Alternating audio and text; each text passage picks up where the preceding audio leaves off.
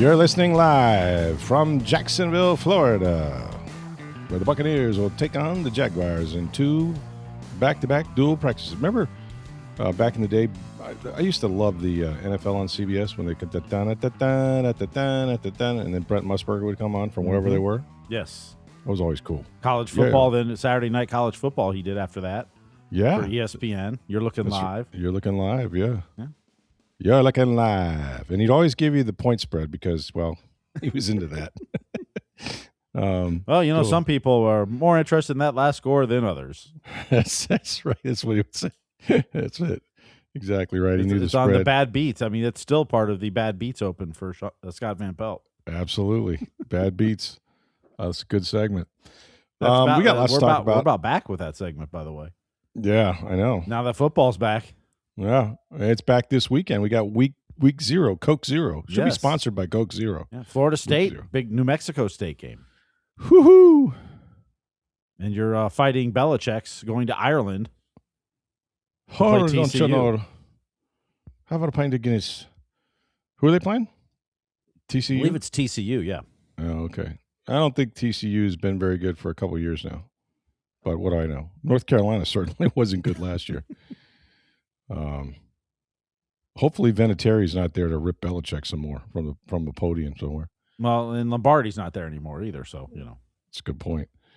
I am in Jacksonville. You're listening live. And tomorrow, 2 more joint practices this week. What I'm interested in is to see who the hell's going to practice on this team. Is Tristan Wirfs going to do some work? How about Vita Vea? Could we see him throw on a pair of shoulder pads and do anything? Now, you would think some of these guys will need some individual ramp-ups, and they're trying to get them ready for Cleveland. But all I know is that the other night, it was not good at the tackle position. I mean, you had 3 tackles down. Wirfs, Justin Scully, and Ben Chukwuma, and too tall Paul Rubelt played the entire game, every snap at left tackle. And that was not a good thing. When a coach says that, when the best thing the coach says is that you fought your butt off, that's kind of code for, well, we got everything out of him we could. He did the best he could. But they were going to be very careful. Somebody asked me tonight about, Baker and how they looked. And I said, well, 8 plays, 4 passes, 2 completions, 0 points. I mean, they were never going to be able to take more than a 1 or 3 step drop because they didn't trust the protection, nor should they. And if you don't believe me, how about Jake Browning when he went in there and just got hit so hard, the referees made him leave the field. Yeah. I mean, woo. Yeah, that was not good. No. And that could have been Baker. And the Bucs knew it. So they ran the ball a few times. Bucky Irving had 4 carries, averaged almost 5 yards. He looked good. And then it was a couple screen passes. Okay, we're done. Now, defensively, I thought they made a good accounting of themselves. The hump move that Reuben Bain Jr. put on looked like Reggie White, and a bunch of other guys made some plays under pressure. David Walker with a spin move. Mohamed Kamara had a half sack. How about Anthony Nelson with 1.5 and a forced fumble? So they stopped the run. That'll be what I'll be looking for up here, is to see how they fare. Again, it's not full tackle football, but how they fare against this Jaguars offense, against Liam Cohen, who likes to run the ball. Very similar offenses because obviously, both Liam and Zach Robinson worked with Sean McVay with the Rams at the same time. So they've taken parts of those offenses and taken them to their respective teams. So you're going to see sort of a mirror. I think the defense on the Bucs and the Jaguars will know what they're looking at when they come to the line of scrimmage. But this will be good work, and it's going to be warm. I'm pretty sure of that. So 2 more days of practice, and then they'll do a walkthrough day up here, and then they play Friday night, and then cuts. Believe it or not, they'll begin cutting the team on Saturday morning with some obvious ones. I don't think they have to have it done until Monday afternoon, but it'll go all through the weekend, and Well, it'll go through the weekend, and then as others are cut from their teams, you may sign a few, and you could.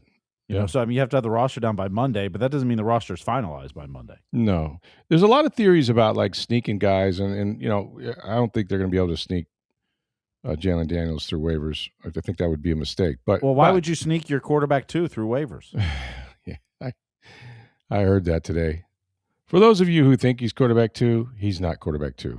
Okay, this isn't even close to the Deshaun Watson Shedeur Sanders debate. And the only reason it's not like you reward the guy that plays well, and he's played well. He's been the one that's come in both games, sparked the offense, points on the board, won the game. Great. Good on him. Absolutely fantastic. I don't think there's any way you could imagine a better start for a guy's career coming out of Kansas, undrafted, learning the offense, and going with and against guys he's playing with, some of them, and the guys he's going against probably not going to be in the NFL, but still executing, moving the ball, winning the game, which is, so he shows that upside. But if you're, I think we said this the other night, like if you're going to tell me that you're going to Cincinnati where Baker Mayfield could go down in the first quarter and you got to finish the game, you're not going to have Jake Browning in that game. Jake Browning, who played for the Bengals, Jake Browning, who's, went 4-3 one year when Burrow got hurt. Like, yeah, you're probably going to go with the veteran. And whether you like the way he's played or not, he hasn't played that bad. His numbers aren't bad. They haven't scored when he's in there, but again, he's been going typically against better defenses. So, but I think Daniels has been terrific. The dilemma will be, you better keep him on the 53 because some teams watching that tape and they're going to go, you know what, he's better than our number 2 or we'll carry 3 because we don't like 1 or 2, so they'll just go ahead and suck him up. But yeah, those of you who think he's won the number 2 job, now I could be wrong. It doesn't happen often, but I could be wrong. You're not. I wasn't wrong about another quarterback in the league. Kyle Trask. Cleveland Browns. Oh, I think I predicted Deshaun Watson would be their starter. Yeah, but it also shows you just how bad Shedeur Sanders is. That probably Deshaun Watson just crapped all over your fan base. Yeah, he did. And yet he's still the starter, which, as you said, Todd Monken's going to, whoever gives us the best chance to win, that's who my quarterback is. Period. Well, Monken was quick to, like, after they told Todd what he had said, he goes, well, that's ridiculous. Of course, fan, you just play better. You won't give it. But he also said that nothing he said, he kind of gave it away yesterday, nothing he said in that press conference would affect their decision. No. And it didn't. It didn't. Football coaches are very basic and very simple. They're not hard to predict, okay? They just aren't. Right? Mm-hmm. They get paid to win. Some players get paid to play. Coaches get paid to win. And he's staring Todd Monken, his first two games in the NFL as a head coach. And hell, maybe the only season he's going to be a head coach. His first 2 games are at Jacksonville and at Tampa Bay. He does not want to throw Shedeur Sanders into those two games on the road, because you got to understand the operation of the offense, right? The play comes in. The play is communicated to the offense. The quarterback goes to the line of scrimmage. He has to make the right protection calls. He has to make the right,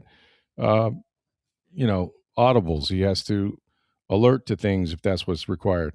And then he has to drop back, execute, read the defense, read the rotation, and make good, accurate throws. Now, we didn't see every practice. And we didn't see every scrimmage or, joint practice. But according to Monken, if you looked at it in its totality, he said Watson was better. How much better? A little better. I don't think it was in a landslide by any means. Mm-hmm. But you're paying this guy ridiculous amount of money on the salary cap. And you most likely you won't have him back next year no matter what. So you could argue, well, why are you playing a guy this year that you're not going to have next year? I get all of that.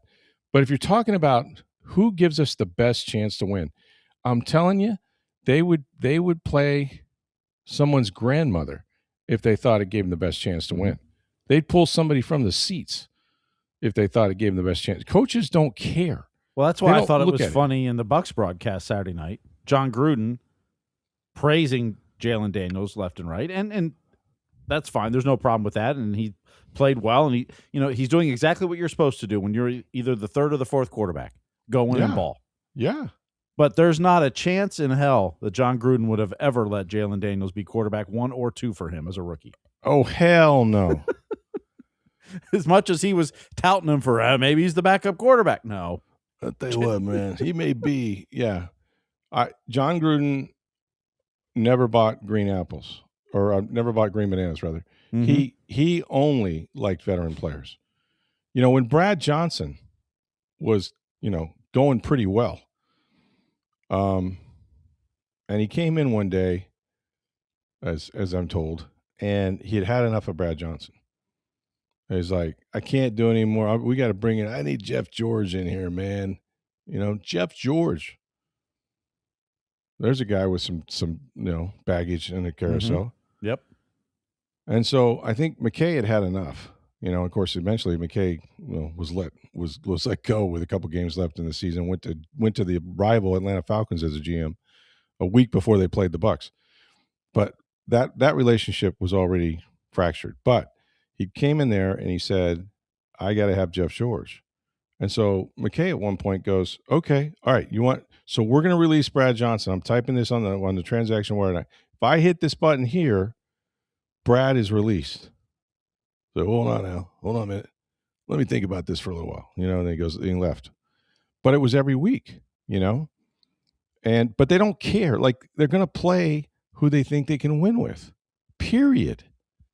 And it's great to say, well, Shedeur Sanders, I mean, he's the future. There's no future in Deshaun Watson. You know how far they look in the future if you're a head coach? Sunday. Yep. That's it. Because there's most no of them guarantee Todd Monken's there next year. No. Heck, he may not even be there after, halfway through the season. He's not guaranteed the whole year. So he's got to win or show progress winning. And how do you showcase your other good players? You got to have a guy that can keep you in a game under center. And I don't watch every Shedeur Sanders game, I've seen the guy make plays. I've seen him make bad plays. I don't think he's a real, necessarily a quick processor of information. I don't think he's incredibly accurate. I think he's okay. If you looked into the future and said, who's their quarterback a year from now, 2 years from now, I don't think it's Shedeur Sanders. And it sure as hell is Deshaun Watson. But they're going to want to win. Don't you have a responsibility?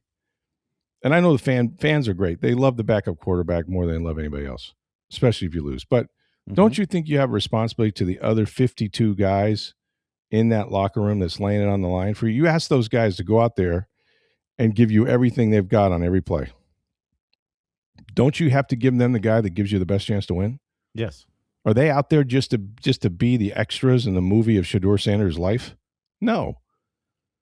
And so I'll defend. Look, I know Monken very well, extremely well. He has no trouble sitting down bad apples. None. He got vetoed one time. He wanted to bench Deshaun Watson. He wanted to bench Deshaun Jackson. Lamar Jackson. Deshaun Jackson. He's a receivers coach. Yep. Yeah, I don't think he wanted to bench Lamar, maybe.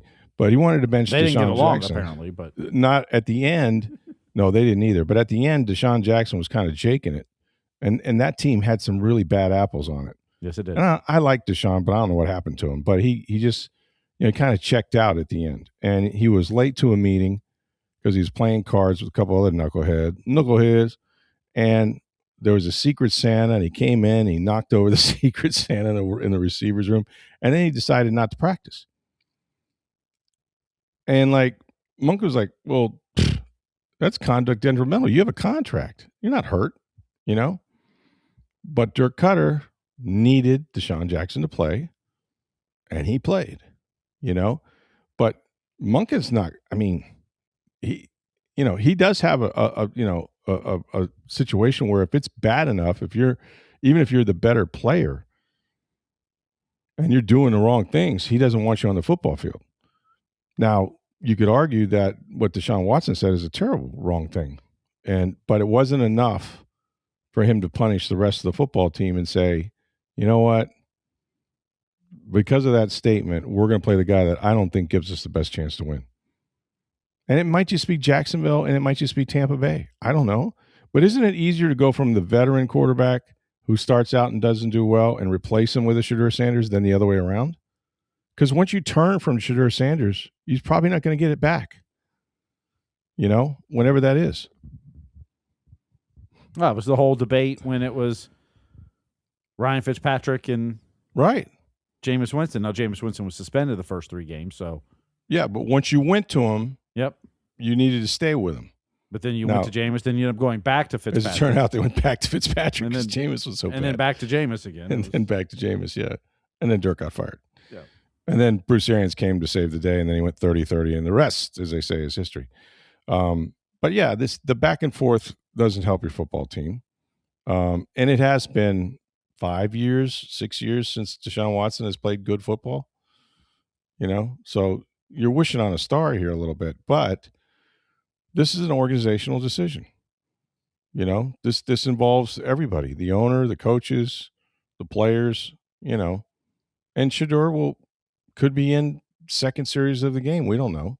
I mean, if, things go bad or he gets hurt, again, they're going to want to win. So it looks like when the Bucs host the Cleveland Browns in week 2, Baker Mayfield's big revenge game, he'll be going up against Deshaun Watson, I would think. That's interesting. And that's the guy that replaced him in Cleveland. Yeah, so not only is it the organization that let him go, but this is the guy they decided was better than Baker. This is the guy they thought not only was he better, but they paid him $1 gazillion. And traded 3 number 1s. And traded, oh my God. That's going to go down in football annals as the worst deal in history. No, unless he all of a sudden takes them to the playoffs this year. But I knew guys in this franchise, they're no longer here, that were huge Deshaun Watson fans. Huge. Would have taken them off-field problems or not. Ownership stepped in and said no, and that's how Baker Mayfield ended here. And Monken, I'll say one thing, he loves Mayfield. That Mayfield would have been the Baltimore Ravens' backup quarterback had he not come to Tampa. That he had that in a bag. Monken was disappointed that he came here. And, of course, he made the right decision. But, yeah, it's never dull in Cleveland. You know where it's also not dull? San Francisco. As I say, trailer parks in outside Cleveland. Yeah, it's right. Speaking of the Rust Belt, not far from Cleveland in Youngstown, Ohio. Oh, full disclosure, I know Jed York very well. My wife, of course, worked for his uncle. And we just saw him at the Hall of Fame, as a matter of fact, just a couple weeks ago. Apparently he didn't leave. No, he must have stayed in the area at least. So this story was crazy, man. So he was arrested, misdemeanor solicitation of a prostitute. Apparently it was a sting operation. He called and I like this description, a well-known number for prostitution or something like really? Are those, would you call that number if it was well known for prostitution? I don't know. But apparently the transaction was only, and this was the tell in a way, only for $140.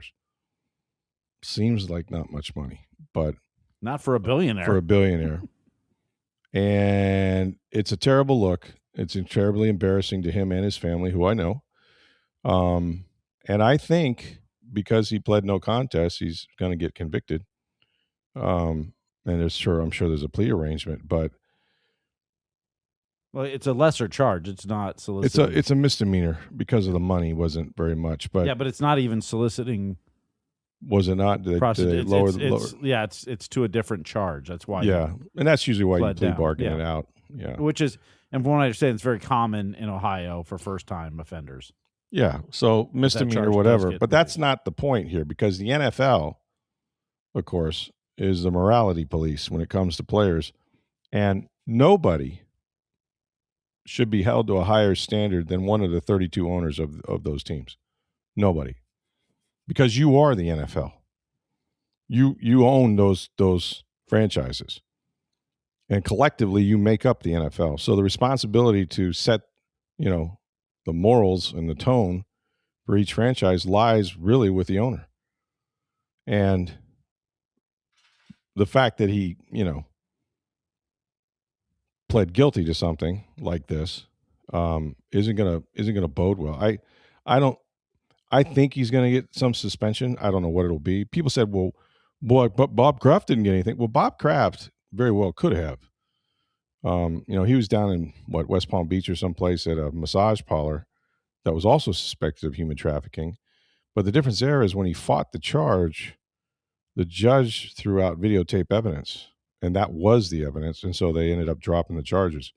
So he was never convicted of anything. The charges were dropped. They couldn't suspend him. In this case, it might be a little different. I don't know. But, man, I'm glad I'm not covering that team right now. There's a lot going on. Well, maybe it was known for 24 hours before it came out, like Kyle Shanahan's. Actually. Maybe, yeah. Good point. I don't know. It's in Young. At least that one you could say, well, it happened in Youngstown, right? Like, you're not necessarily have your eyes glued to what's going on there. But incredibly embarrassing for that family and for that franchise. Somebody was asking today, was like, well, do you think this is going to affect the team? No. Of course not. It's the owner, though. What do they care? It's the owners. As long as the check clears. Some people have, very few players actually have a relationship with the owners. Maybe the quarterback, or a Mike Evans type, somebody. Yeah, or Levante David, Levante David. Somebody signed multiple contracts, kind of considered a buck for life, as they used to say. They may have interaction on a limited basis. Definitely the quarterback. But beyond that, players don't typically get involved with ownership. Unless you're a union rep or something like that, you might encounter them. But for the most part, you like the owner. You see them. Some are more visible than others. Glazers aren't that visible around practice and stuff. They go to every game. They shake the hand in the locker rooms, all that. But for the most part, they let the coaches coach, players play. That's the way it should be. So, yeah, I don't.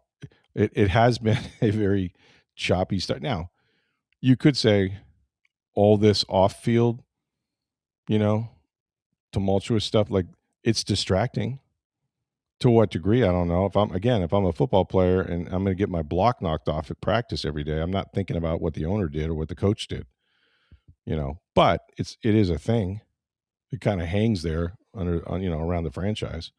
Doesn't help per se, bad juju or whatever. But it is what it is. Tell you what's going well is Drew Rasmussen in the race. Woof. They got a couple of Cy Young candidates, I think. We'll get to that in just a second. And want to make sure you guys get on down to Breitling Boutique International Plaza Mall. They're our sponsors, and for good reason. If you want to own the best timepiece of your life, go to Breitling Boutique. The Breitling company has been doing this, making the best Swiss watches over 140 years of International Plaza for more than 6 years. Where are you going to find it? Center of the mall, second floor.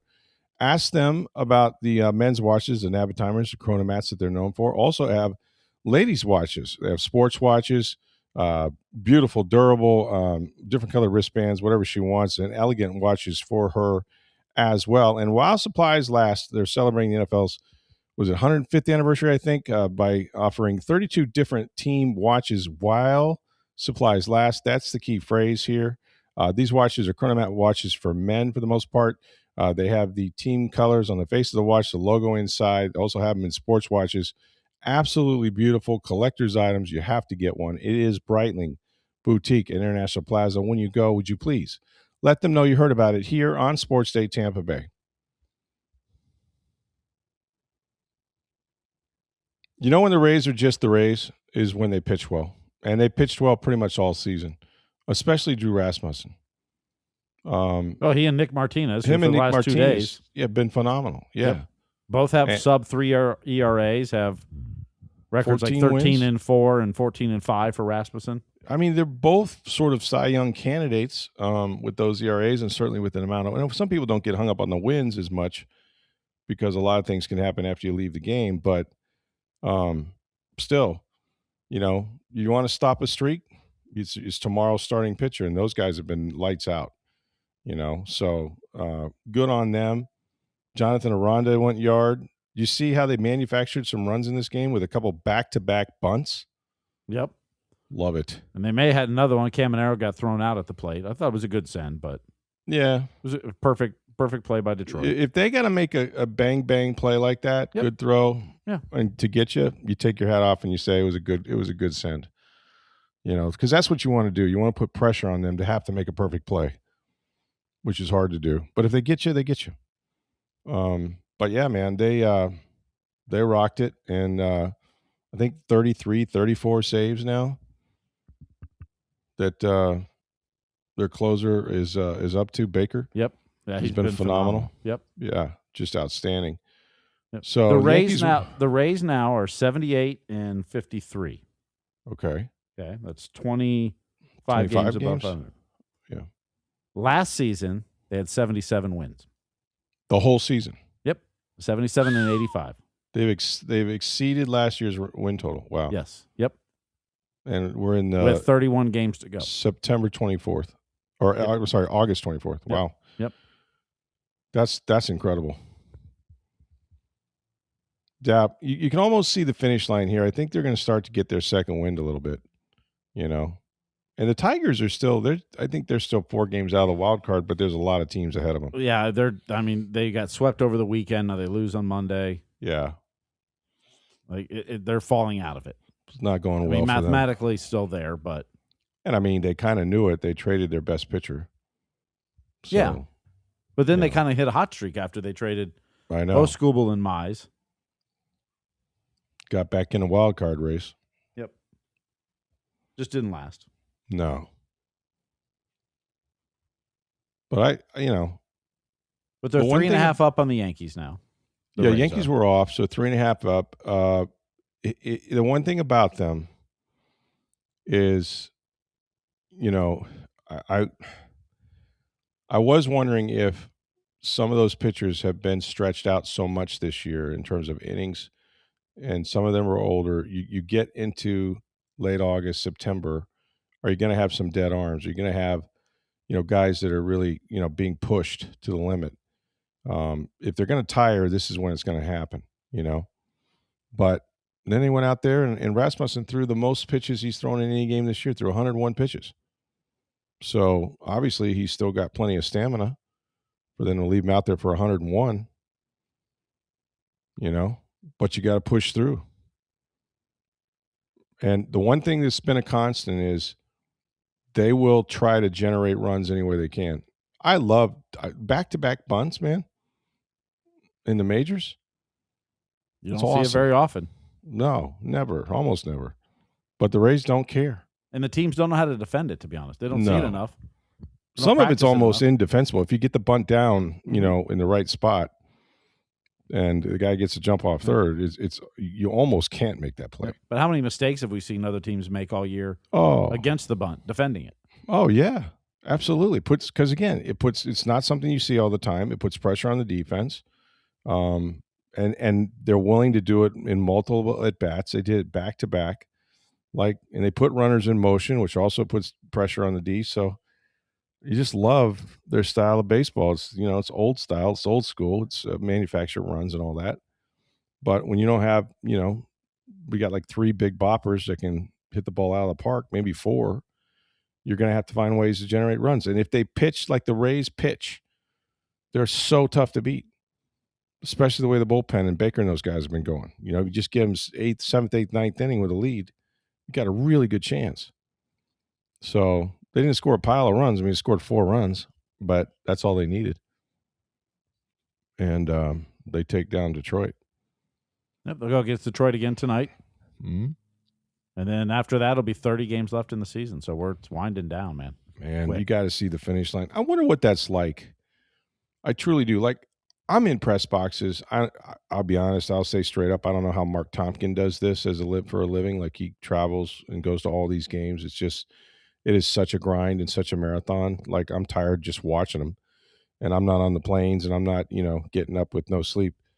I do enough of that during the football season, but I just wonder what it feels like, to go through an entire major league season as a player, because you don't think of baseball as it's not that taxing. You swing, you hit, you field, you run. You see guys diving for baseballs. You see guys sliding hard in the bases. There's a lot of injuries in the game, especially when you're playing that many games. Well, I can't tell you, it's a lot better when you have a shot at the playoffs than if you're already eliminated. Oh, I couldn't imagine being 100 losses or something like that. Yeah, and running out the string with 30 games to go. But yet you have to do it because that's your resume. Mm-hmm. You know, you can't get too focused on the fact that your team's not going to go anywhere because you're trying to stay in the majors yourself. But yeah, it's got to be incredibly, especially for managers, people in the front office, that sort of thing. It's got to be brutal. And a lot of teams are out of it pretty damn early when you really get to it. But this has been as good a year as they've had. I expect them to finish it. If they wobble for a week, they could fall out of first place. But they just don't, you know, they just keep coming at you. You know, what's great is they don't change their approach. You know, they don't panic. That's a lot of that's Kevin Cash too. Like, he's been around this game long enough to know you're just going to go through these streaks, you know. And they weren't playing very good baseball, and they weren't pitching very well. So they kind of got what they deserved. There was one streak they weren't pitching well, and they were actually hitting. Right. And then there was another streak where they weren't hitting but pitching. Right. They were pitching well, yeah. But, you know, you're going to have those ebbs and flows. Oh, yeah, absolutely. But, you know, your manager keeps things on the even keel. I think that really helps you perform. Mm-hmm. You know, I've always said, like, for me, I would, whatever I had in me, if Joe Madden had been my manager, because he was just process oriented, you know, I used to say we're you know, producers, we're not directors. Yep. You hit the ball, it goes where it goes. You can't do anything about it. And if you can wash that and go back up again and do it again and again and again, that's how you succeed. You know, same thing with pitching. Not only that, but, you know, I always equate Joe Madden was similar, Kevin Cash very much, Bobby Cox was similar. Mm-hmm. Like, never get high, never get low. Very even keeled. Like, yeah. There were games throughout Rays history and when I worked with the Atlanta Braves, you went, oh, this is where the season falls apart. Sure. You know, the one year I was doing the Braves, it ended up being the last year they won the 14 straight division championships, but they weren't predicted to win that year. A lot of rookies came up, overperformed, put together a great season. Mm-hmm. But because they weren't predicted to, you just kept saying, like, they'd blow a lead in the 8th inning, you know, 4-run lead or something, and you're like, this is where it falls apart. This is where the season turns. And the next day they came out and won. Yep. Like, because Bobby Cox wasn't upset in the dugout. You know, no. It's baseball. You're going to lose some of those games. It's hard to and when you, like, move to football. Yep. Because football is crisis or carnival every week. Well, because every game means more. Yeah, there's only 17. So, you know, it's like 17 or 20 games in Major League Baseball if you lose. But because of that, you treat everything as a crisis. Oh, my God, he's got an ankle. He didn't practice today, you know? You're going to have to change positions. Like, everything is a crisis. And you hype it and hype it and hype it for 6 days to get to those 3 hours on Sunday where that's the only thing that ends up mattering. Sunday, Monday, Thursday. And the rest is just build up, you know? But for 3 hours, that's the show. Whereas in baseball, there's a performance every single night. You don't have to worry about what you're writing. It's right in front of you. You know? So that's kind of cool. But the grind and the lifestyle, like, I've known baseball wives and I've known football wives. Football wives have it way better. Let me just tell you. I mean, I don't know about later in life when your brain is rocked up, but, like, during the season, your guys coming home every night for dinner, you know, or at least going to bed. Yeah, I was to say, baseball, they're gone for a week at a time. Could be gone for 10 days, at a time. Although now apparently a lot of the families do travel with the teams, or you know, now the money's where it is. The money's so big that you can do that. Yeah. But if you got kids in school, you're not doing it. Mm-hmm. Yeah, unless you're homeschooling. Right, unless you homeschool. School of the Ball-Yard, which is becoming really popular, by the way. I know a lot of people that are homeschooled, especially in sports and entertainment. I know theater kids, dancers, and a ton of athletes. Yeah, we have several of our good friends are homeschoolers. And one way or another, it provides them with more time to do stuff outside, you know, their teams or whatever, get individual instruction, at least in the arts world, which, you know, that's what you're going for. I kind of like having my kids have the total high school experience, which I think is valuable in its own way, but to each his own. All right, so I'm up here in Jacksonville. You're back there in Tampa. I'm going to watch practice today, tomorrow, thinking about maybe coming home for Thursday and Friday and coming home, Wednesday, Thursday, after Wednesday's practice. We're going to have a chance to talk to Baker Mayfield tomorrow because he didn't talk after the game. So, is there news coming? That's the question I asked, Steve. You're with me. You feeling me? I thought, Vita Vea, let's see. He got his contract, and now Baker's going to be available. Do we got something to announce? I'm told no. Now, if somebody lied to me, that wouldn't be the first time, right? It would not. But I'm going to take them at their word for now. No, I was just told, well, he didn't talk after the game. And, the people make the tours and, national folks. And there's probably some people in Jacksonville, Trevor Lawrence and Liam Cohen and all these guys. And, one stop, right? You come down here, you can get a bunch of stories. And so they're going to make Baker available. And it's always good to talk to Bake Show. And I'm sure there'll be, a lot of other interesting, hopefully not the fights and the melee that was the New York Jets joint practice. That was insane. I'm guessing Todd Bowles has their attention not to do that this time, but you're probably, also, it's not a good look fighting for the last roster spots if you're the ones doing that. No, that's true. Particularly if you've already been warned about it because of what happened 2 weeks ago. Yeah. But, boys will be boys. It happens. It just happens, yeah. And they don't want it to happen, but it does. Let's see Liam Cohen square off with Todd Bowles. How'd you like that one? Todd said the other day, he almost was laughing. He was asking, like, well, how's your relationship with Liam? He goes, man, it's as good as it's always been. We text, we call each other. And I'm like, as I said last night, him leaving meant Todd Bowles got to keep his job. It's all perspective. It really is, yeah. I mean, had Liam got the offer from Jacksonville and went back to Jason Light and said, I got an offer as a head coach. You want to make a change or not? Yeah. Well, he did win 13 games, and Todd did not. Right? Todd missed the playoffs, so there's that. Now, they lost in the first round, which they shouldn't have, but they did lose to the Bills. And, Zach Robinson could help heal the relationship, too. So, yeah, absolutely. And him and J-Rob or Z-Rob, as they call him, Z-Rob and Liam are good buddies. So it'll be fun to watch their interaction and what's going on up here. Anyway, check it all out in the Tampa Bay Times, tampabay.com. Make sure you go to Breitling Boutique International Plaza. They're our sponsors. Go get the best timepiece you have ever owned. Customer service second to none. Check out the NFL team watches while supplies last. Is Breitling Boutique International Plaza. Let them know that you heard about it here on Sports Day Tampa Bay. Thanks for listening, everybody. For Steve Versnick, I'm Rick Stroud of the Tampa Bay Times. Have a great day.